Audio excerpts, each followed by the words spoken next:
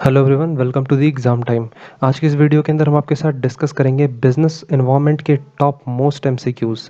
ये बहुत ही इंपॉर्टेंट होने वाले हैं एमसीक्यू, सो वीडियो आप लास्ट तक देखना। इस वीडियो के अंदर हम एमसीक्यूज़ को 3 पार्ट में स्प्लिट करेंगे: इजी लेवल, हार्ड लेवल और एक हमारा जो दूसरा लेवल तीसरा लेवल रहेगा वो है मीडियम लेवल। मतलब इन 3 लेवल के एमसीक्यूज़ हम डिस्कस करेंगे। ये बहुत ही इंपॉर्टेंट होने वाला है, आपके पूरे बिजनेस एनवायरनमेंट को ये कहीं ना कहीं रिवाइज करवा देगा। सो वीडियो लास्ट तक देखना और इसके बाद एक एनालिसिस करना कि आपके कौन कौन से एमसीक्यूज़ आप नहीं कर पाए, उस पे नोट्स बनाना, ठीक है। तो वीडियो स्टार्ट करने से पहले बता दूं, हमारा प्रोटेस्ट सीरीज लॉन्च हो गया है। इंटरेस्टेड स्टूडेंट इसे परचेस कर सकते हैं, वो भी बहुत ही अट्रैक्टिव प्राइस पे एट जस्ट ₹400। अभी के टाइम पे इतने कम प्राइस में कोई भी टेस्ट प्रोवाइड नहीं कर रहा है, सब हायर प्राइसेस में आपको टेस्ट प्रोवाइड कर रहे हैं। और हमारे टेस्ट सीरीज़ का क्वालिटी है कि हम आपको 7+ फुल पेपर दे रहे हैं। 7 फुल पेपर जो कि ऑनलाइन प्लस ऑफलाइन दोनों ही फॉर्म में आपको मिल जाएंगे। यूनिट वाइज टेस्ट ये तो अभी कोई प्रोवाइड कर ही नहीं रहा है, जो कि बहुत ही इंपॉर्टेंट है। हर एक यूनिट का एनालिसिस करना मोस्ट इंपॉर्टेंट है। 11 यूनिट है तो आपको 11 टेस्ट मिल जाएंगे, यूनिट वाइज नोट्स मिल जाएंगे, 3000 से भी ज़्यादा एमसीक्यूज़ मिल जाएंगे in the form of commerce set और unit wise MCQs. Online plus offline test, इसका मतलब है आप हमारी वेबसाइट पे जाके टेस्ट दोगे, प्लस आपको पीडीएफ फॉर्म में आपको टेस्ट देखने के लिए मिल जाएंगे। आपको एक व्हाट्सएप ग्रुप में ऐड किया जाएगा जहाँ पे आप अपने डाउट्स क्लियर कर सकते हो। साथ साथ पर्सनली मेरे से कांटेक्ट में रह सकते हो और मेरे से अपने डाउट्स पूछ सकते हो। अगर आप चाहो तो डिस्क्रिप्शन में लिंक मैंने दे रखा है, आप इसे परचेज कर सकते हो और आप इस नंबर पे भी कांटेक्ट करके सारे डिटेल्स कलेक्ट कर सकते हो। तो चलिए हम मूव करते हैं अपने आज के वीडियो की तरफ। देखो, वीडियो स्टार्ट करने से पहले मैं बताऊंगा कि मैं आपसे एक क्वेश्चन पूछ रहा हूं, आपको कमेंट सेक्शन में उसका आंसर देना है। उसके बाद ही मैं सारे क्वेश्चंस आपके साथ डिस्कस करूंगा। ये बहुत ही बेसिक क्वेश्चंस है, मैं देखूंगा कि कितने स्टूडेंट्स आंसर दे रहे हैं और कितने रिस्पॉन्सिव हो आप लोग।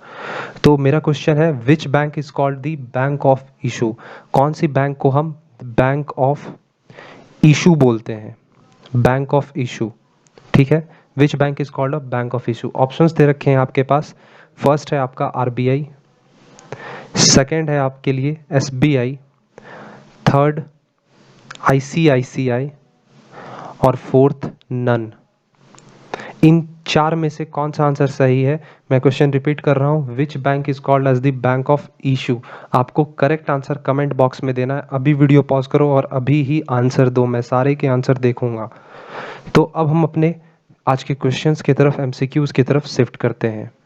इरेज कर लेता हूं एक बार, तब क्लियरली कुछ कुछ बताते चलूंगा साथ साथ आपको।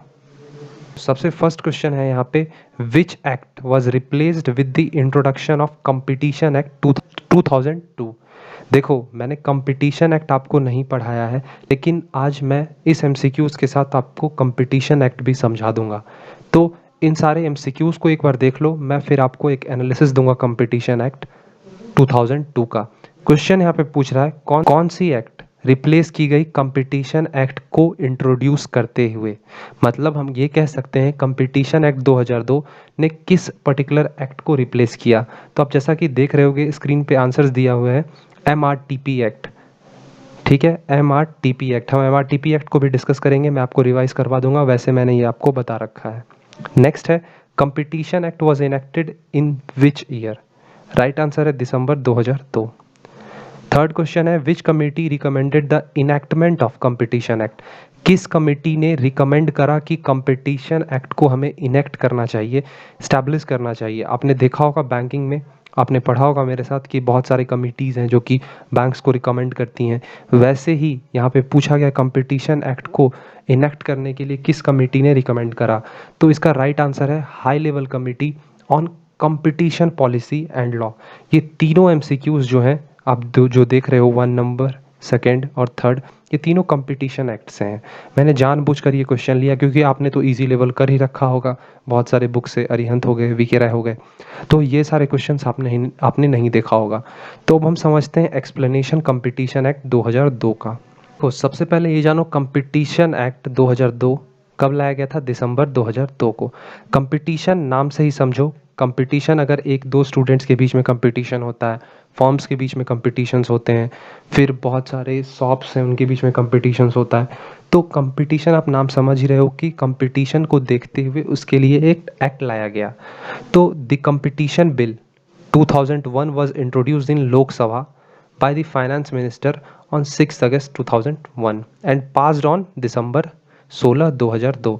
नाम देख रहे हो यहाँ पे 2001 है, लेकिन पास कब किया गया था? 2002 को, इसीलिए हम इसे कंपटीशन एक्ट 2002 बोलते हैं। और कंपटीशन एक्ट एमआरटीपी एक्ट को रिप्लेस करता है। एमआरटीपी एक्ट कब आया था? 1969 में। कंपटीशन एक्ट को हम एंटी ट्रस्ट लॉ के नाम से भी जानते हैं, याद रखना, पूछा जा सकता है। अब देखो, ये जो एक्ट है इसको स्टैब्लिश ही क्यों किया गया था, क्या हमें ज़रूरत पड़ी थी कंपटीशन एक्ट की, या क्यों कहे तो हम, तो सबसे पहले कि protect the interest of consumer, consumer के इंटरेस्ट को प्रोटेक्ट करना, और फ्रीडम, ट्रेड्स जितने भी होते हैं उसमें फ्रीडम होना चाहिए मार्केट में, ये नहीं कि कोई भी मोनोपोली जमा बैठा है अब मार्केट में। जैसे कि यहाँ कुछ पॉइंट्स दिए हुए हैं, इट प्रोहिबिट्स द एग्रीमेंट और practices that restricts free trading, जितने भी प्रैक्टिसेस हैं जो कि फ्री ट्रेडिंग को रेस्ट्रिक्ट करते हैं उन सबको ख़त्म करना। And also the competition between two business entities, competition जो हो रहे हैं उसको भी। To ban the abusive situation of monopoly, monopoly के सिचुएशन को ख़त्म करना। एंटरप्रेन्योर्स को अपॉर्चुनिटीज़ प्रोवाइड करना, इंटरनेशनल सपोर्ट प्रोवाइड करना, और एंटी कंपटीशन प्रैक्टिसेस जितने भी होते हैं उनसे भी दूर रखना, और मार्केट में फेयर और हेल्दी कंपटीशन बनाए रखना। तो कंपटीशन एक्ट 2002 का ये मकसद था। मैंने ये टॉपिक आपको नहीं पढ़ाया था, जो कि मैंने आज अभी पढ़ा दिया। पूछा जा सकता है आपके BHU BCom एंट्रेंस में, तो इसे देख लेना। अब मैं आपके साथ कुछ डिस्कस कर लेता हूँ एमआरटीपी एक्ट के बारे में। देखो, एमआरटीपी एक्ट मैंने आपको पढ़ा रखा है, इसका फुल फॉर्म है monopolies and restrictive trade practice act. इसको इंट्रोड्यूस कब किया गया था? दिसंबर 27 1969 को असेंट मिला था प्रेसिडेंट के द्वारा, ठीक है, लेकिन पार्लियामेंट में लाया गया था 18 दिसंबर 1969। लेकिन ये फोर्स में कब आया, मतलब अपने एक्शन में कब ये आया?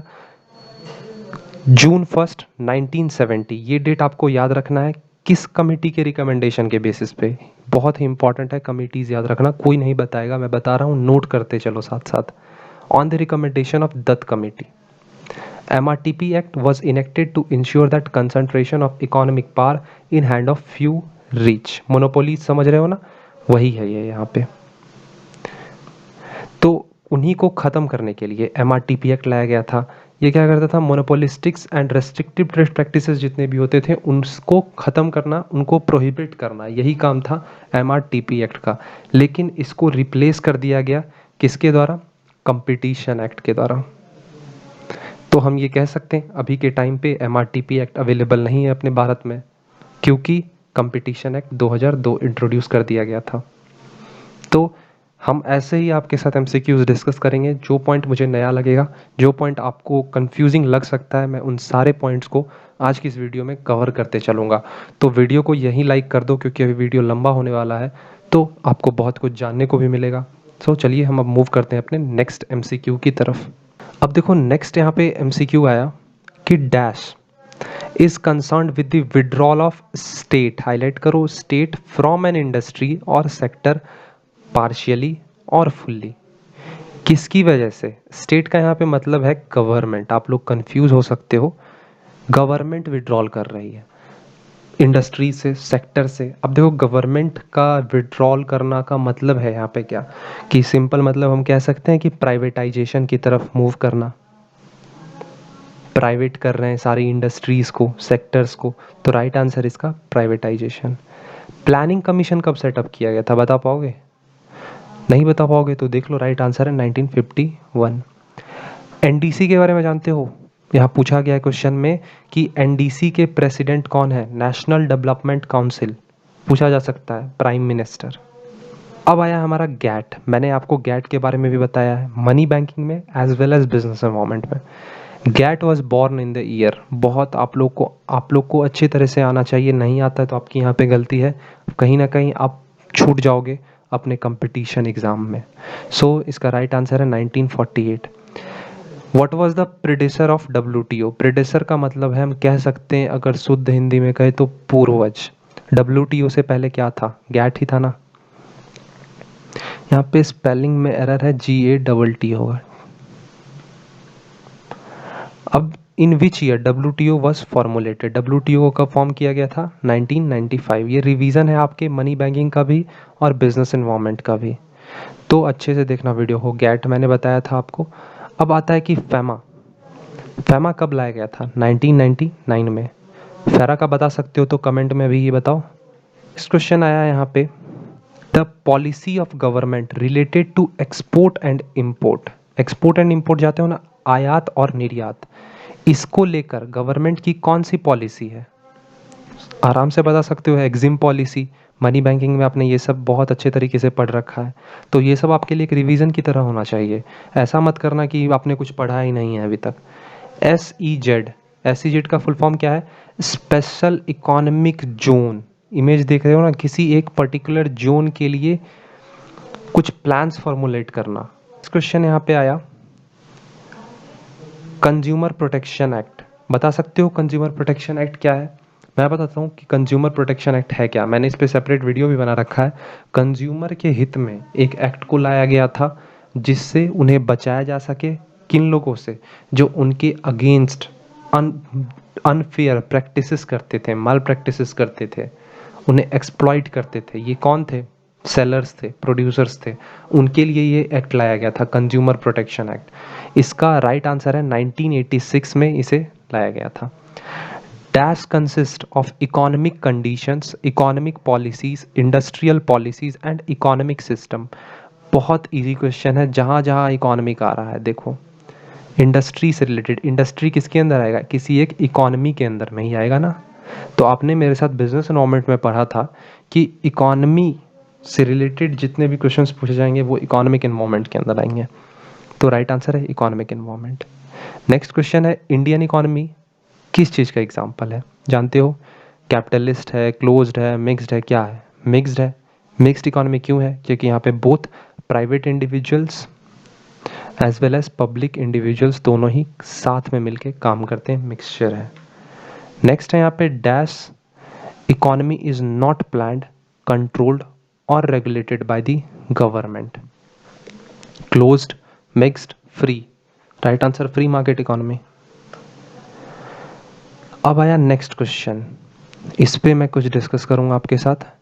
इन पेस्ट फ्रेम, PEST, नया लग रहा होगा, अगर पढ़ के रखे हो तो बहुत अच्छी बात है। In the PEST framework environmental analysis, what does the letter E stands for? यहाँ पे देख रहे हो लिखा है PEST। यहाँ पे पूछा गया ये जो E लेटर है इस क्या चीज़ का क्या मतलब है, इसे हम क्या बोलेंगे? एथिकल बोलेंगे, इकोनॉमिक बोलेंगे, एजुकेशनल बोलेंगे या इकोलॉजिकल बोलेंगे? तो इसका राइट आंसर है इकोनॉमिक। इकोनॉमिक पेस्ट का फुल फॉर्म होता है। पी क्या होता है डिस्कस करेंगे, इस पे मैंने आपके लिए डिस्कशन भी बना रखा है, मैं आपको अच्छे से समझाऊंगा इसका एक्सप्लेनेशन। नेक्स्ट क्वेश्चन है, PESTEL is an analytical tool which help to undertake. देखो मैं अगर इंट्रो बताऊं पेस्टल का क्या है, इससे हम इन्वायरमेंटल स्कैनिंग करते हैं अपने एक्सटर्नल इन्वायरमेंट की। तो मैं डीप में भी आपके साथ अभी डिस्कस करूंगा। तो इसका राइट आंसर है external analysis. An analysis of the external environment enables the firm to identify. अब देखो कोई भी बिजनेस फर्म अपने बाहरी इन्वायरमेंट को, बाहरी वातावरण को अगर स्कैन करती है तो उससे उसे क्या बेनिफिट मिलेगी? जाहिर सी बात है वो अपने अपॉर्चुनिटीज़ को आइडेंटिफाई कर पाएगा, थ्रेट्स जितने भी आ रहे हैं उनको वो आइडेंटिफाई कर लेगा। तो अगर आप इन्वायरमेंटल स्कैनिंग करते हो, अपने एक्सटर्नल इन्वायरमेंट को स्कैन करते हो, एनालिसिस करते हो उस पर, तो उससे ये सारे आपको बेनिफिट्स मिलते हैं। तो राइट आंसर है अपॉर्चुनिटीज़ एंड थ्रेट्स।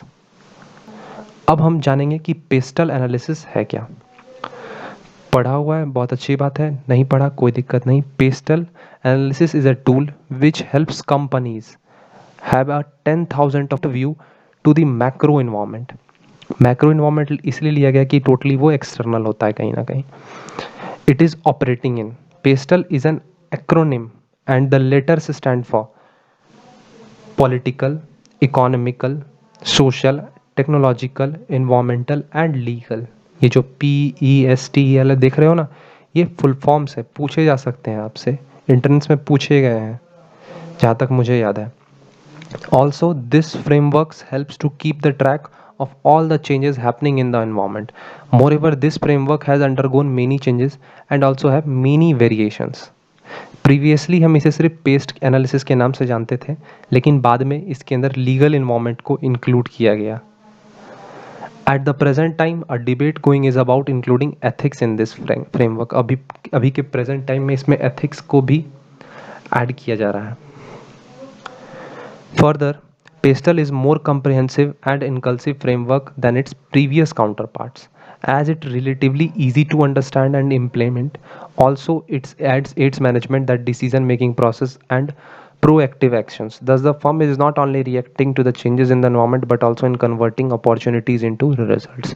अब हम सिंपल मतलब इतने का कहे तो ये एक तरह से इन्वायरमेंटल स्कैनिंग है। हम इससे अपने एक्सटर्नल इन्वायरमेंट को स्कैन करते हैं, जिससे हमें अपॉर्चुनिटीज़ पता चलती है। साथ ही साथ हम इस अपॉर्चुनिटीज़ को रिजल्ट में कन्वर्ट कर पाते हैं। अब आपको अपॉर्चुनिटी मिल रही है तो आप इसे यूज़ करोगे। नेक्स्ट हम कहे तो इससे हम थ्रेड्स आइडेंटिफाई कर पाते हैं।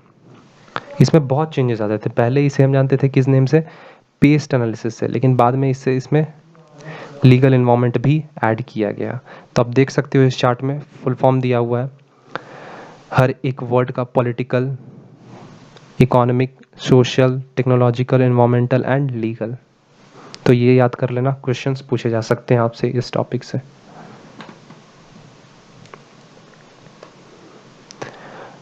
अब हमारा 20th MCQ है। मैंने अभी तक आपके साथ अप्रॉक्स 19 डिस्कस कर लिए। What does the term third sector refer to? बहुत ही इजी क्वेश्चन है। इसका राइट आंसर है वॉलंटरी सेक्टर। मल्टीनेशनल कॉरपोरेशन पढ़ रखा है आपने, इसका मतलब क्या है? MNC, वैसी कंपनीज जो कि मोर देन 1 कंट्रीज में ऑपरेट करती हों, उसे हम MNC बोलते हैं। तो carrying out production in more than 1 country. यहाँ पे क्वेश्चन है व्हाट डज PPP और P3 इनिशिएटिव रिफर टू? तो फुल फॉर्म पूछा गया है पब्लिक प्राइवेट पार्टनरशिप। PFI का फुल फॉर्म क्या है? Private finance initiative. ये याद कर लेना, फुल फॉर्म बिजनेस एनवायरनमेंट का पार्ट है आपका, पूछा जा सकता है आपसे कहीं ना कहीं। नेक्स्ट क्वेश्चन यहाँ पे आया, the Britain would twins consist of IMF and. Britain would conference याद है? सबसे पहले मैं आपको बताऊंगा ब्रिटन वुड कॉन्फ्रेंस के कुछ बेसिक फैक्ट्स, जिससे आपके रिवाइज हो जाए। न्यू हैम्स्टर में एक मीटिंग रखा गया था यूनाइटेड स्टेट्स में जुलाई 1944 में।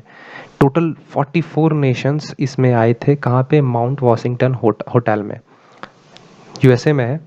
इसमें क्या किया गया था? वर्ल्ड बैंक और IMF, गैट वगैरह इन सब से रिलेटेड डिस्कशंस किए गए थे। मैंने इस पे वीडियोस भी बना रखे हैं, आप चाहो तो देख सकते हो बिजनेस एनवायरनमेंट के सेक्शन के अंदर। यहाँ क्वेश्चन पूछा गया है कि Britain would twins consist of IMF and what? Options दिए हुए, तो राइट आंसर इसका वर्ल्ड बैंक। IMF अपने ऑपरेशन को कब स्टार्ट किया IMF ने? तो राइट आंसर है 1947। ये सब आपको याद होना चाहिए, बहुत ही ईजी क्वेश्चन है। नेक्स्ट यहाँ पे है the number of institution included in the world bank group. World bank group के अंदर कितने इंस्टीट्यूशंस हैं ये आपको बताना है। तो इसका राइट आंसर है 5। अब वो कौन कौन से ग्रुप हैं वो भी देख लो। तो ग्रुप्स के यहाँ पे नेम दिए हुए, जैसे कि फर्स्ट है यहाँ पे international bank for reconstruction and development, IBRD। Next है international development association, IDA। International finance corporation, multilateral investment guarantee agency, MIGA। Fifth group है international centre for settlement of investment dispute. इन सारे ग्रुप, ये जो 5 आप देख रहे हो, इन सारे के डेट्स आपको याद होने चाहिए। अगर नहीं याद है रट्टा मार लो, पूछा जाएगा क्वेश्चन में, वहाँ पे एंट्रेंस एग्जाम में, तो फंस जाओगे। फिर मत बोलना कि सर आपने बताया नहीं था, मैंने बता दिया है, जाओ कवर करो इसे। नेक्स्ट देखो यहाँ पे 27th MCQ है कि dash refers to external forces which have been beating on the functioning of the business environment। कुछ इसमें बेसिक, कुछ टफ तो है नहीं इसमें। 28 these are the forces in the company's immediate environment। ये मैंने बताया है अपने वीडियो में, अगर आप मुझे स्टार्टिंग से फॉलो कर रहे हो। इमीडिएट इन्वायरमेंट किसे बोलते हैं, माइक्रो या मैक्रो को? तो राइट आंसर है इसका मैक्रो को। उसी से क्वेश्चन यहाँ पे देखो पूछ लिया गया है। ये सारे क्वेश्चंस बहुत कम चांसेस हैं आपको कोई भी बुक में मिलेंगे, मैंने इसे स्पेशली तैयार किया है आप लोगों के लिए। तो मैं 1 लाइक तो डिजर्व करता ही हूँ। नहीं आपको लगता है अगर मेरा कुछ हक ही नहीं है मेरे लाइक पे, मत करो लाइक, कोई दिक्कत नहीं है, आगे से वीडियो मत देखना, अनसब्सक्राइब करके जाओ, कोई दिक्कत नहीं है। नेक्स्ट क्वेश्चन है, in this type of economic system the government intervention will absent. वैसे इकोनॉमिक सिस्टम का नाम बताओ जिसमें गवर्नमेंट इंटरफेयर ना करेगी। तो राइट आंसर है free enterprise economy. 30th question है यहाँ पे, who was the first chairman of the planning commission of India. First chairman कौन है? तो राइट आंसर है जवाहरलाल नेहरू। 31st है यहाँ पे, who is the concern with the approval of planning decision formulated bye planning commission. तो राइट आंसर है NDC, मैंने आपको आगे बताया था, national development counselling, full form है एनडीसी का, national development counselling council. Writing अच्छी नहीं है, कोई दिक्कत नहीं है। When was the first industrial policy of India was announced. First industrial policy यहाँ पे पूछा गया है, तो अप्रैल 6 1948 को। 33 है यहाँ पे, who announce the industrial policy of India for the first time. Industrial policy अपने भारत में किन्होंने सबसे पहले अनाउंस किया था? तो नेहरू जी, राइट आंसर है। नेक्स्ट क्वेश्चन है, the industrial policy of 1948 divided the Indian industry. ये फर्स्ट इंडस्ट्रियल पॉलिसी है, मैंने आपको बताया था अभी प्रीवियस स्लाइड में। तो इसमें पूछा गया आपसे, इंडस्ट्रियल पॉलिसी 1948 भारत की इंडस्ट्री को कितने कैटेगरीज में डिवाइड करती है? तो इसका राइट आंसर है 4। अब आपके मन में आ रहा होगा कि कौन कौन से कैटेगरीज है, तो यहाँ पे देखो नीचे में, group first, group second, group third और ग्रुप फोर्थ। क्या है? जितने भी बेसिक एंड स्ट्रैटेजिक इंडस्ट्रीज हैं, जैसे कि आर्म्स एंड एम्यूनेशंस की हो गई, एटॉमिक एनर्जी, रेलवे, ये सब इस कैटेगरी में आएंगी ग्रुप फर्स्ट में। ग्रुप सेकंड में जैसे कि की industries like coal, iron and steel, ship building, ये सारे। थर्ड से यहाँ पे दिए हुए कि total number of 18 industry including automobile, tractor, machine tools. फिर ग्रुप 4 कौन सा है? रिमेनिंग इंडस्ट्री, जितने भी बाकी बच गई। तो ये 4 कैटेगरी में क्लासिफाई किया गया था, फर्स्ट, सेकेंड, थर्ड। तो ये याद रखना, पूछा जा सकता है आपसे। नेक्स्ट है यहाँ पे क्वेश्चन आपके लिए, the RBI introduce the credit authorisation scheme in. किस ईयर में आरबीआई ने क्रेडिट ऑथराइजेशन स्कीम को इंट्रोड्यूस किया था? क्या है क्रेडिट ऑथराइजेशन स्कीम? देखो CAS, ये क्या है? इंट्रोड्यूस किया गया था आरबीआई के द्वारा 1965 में। कब? नवंबर 1965 में। इस स्कीम के अंदर जितने भी शेड्यूल्ड कमर्शियल बैंक्स हैं उनको आरबीआई से ऑथराइजेशन लेना होगा before granting any fresh credit limit of ₹1 crore. ठीक है, मोreover to any single borrower the limit was however raised to 2 crore in 1975। पहले था कि 1 करोड़ तक अगर आप शेड्यूल्ड बैंक हो, शेड्यूल्ड कमर्शियल बैंक हो, फ्रेश क्रेडिट इशू कर रहे हो, तो आपको आरबीआई से परमिशन लेना होगा। लेकिन बाद में 1975 में इस लिमिट को एक्सपांड किया गया, कितने तक? 2 करोड़ तक। तो याद रखना, the term budget is derived from the French word. कौन से फ्रेंच वर्ड? बजट। मैंने प्रीवियस वीडियो में बजट 2020 के एक्सप्लेनेशन में आपको बताया था ना। A good environment, a good environment is a good business. बहुत ही इंपॉर्टेंट है, पूछा तो नहीं गया लेकिन मुझे लगता है ये पूछा जा सकता है कि ये स्टेटमेंट किन्होंने दिया था। तो राइट आंसर है डॉक्टर MS स्वामीनाथन। उन्होंने बोला था कि good environment is good business. अगर आपका इन्वायरमेंट सही है तो आपके बिजनेस भी सही ही होंगे। 38th क्वेश्चन है, which one of the following is can not be included under the nature of the relationship between business and environment. 2 word है, बिजनेस, दूसरा वर्ड है यहाँ पे इन्वायरमेंट। इन 2 वर्ड्स के बीच में यहाँ पे ऑप्शंस दिए हैं आपको, 4 ऑप्शंस। क्या रिलेशन है? फिक्स्ड रिलेशन है क्या? नहीं ना।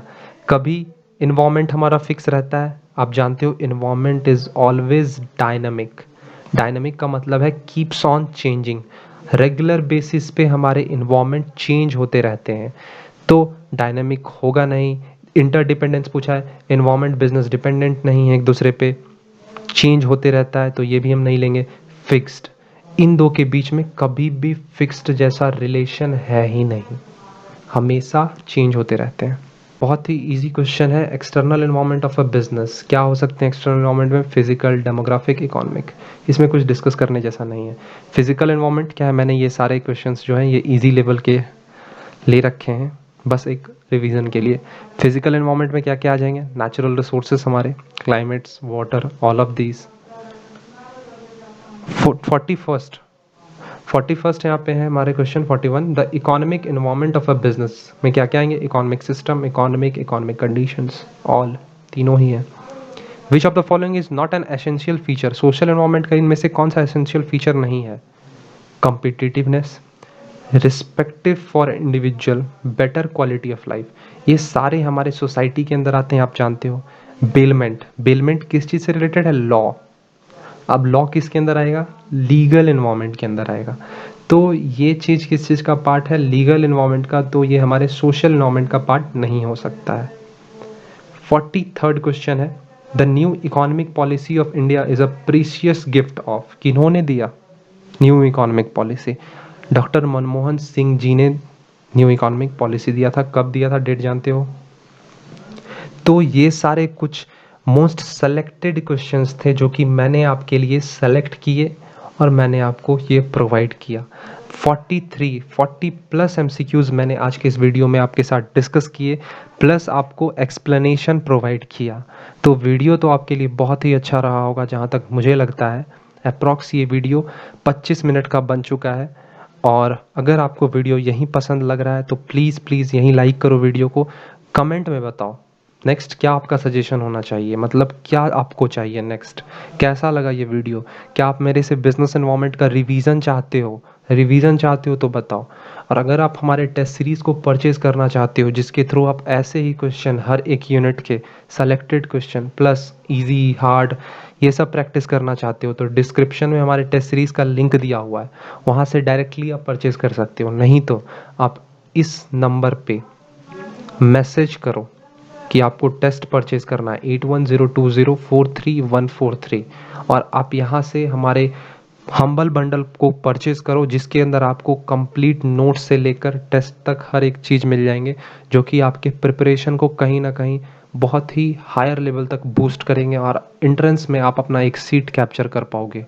तो अगर इंटरेस्टेड हो तो अभी ही परचेज करो, ग्रैब करो इस ऑफर को। इस पर्टिकुलर प्राइस पे कोई भी आपको प्रोवाइड नहीं करेगा। और कमेंट में बताओ आपको कैसा लगा वीडियो।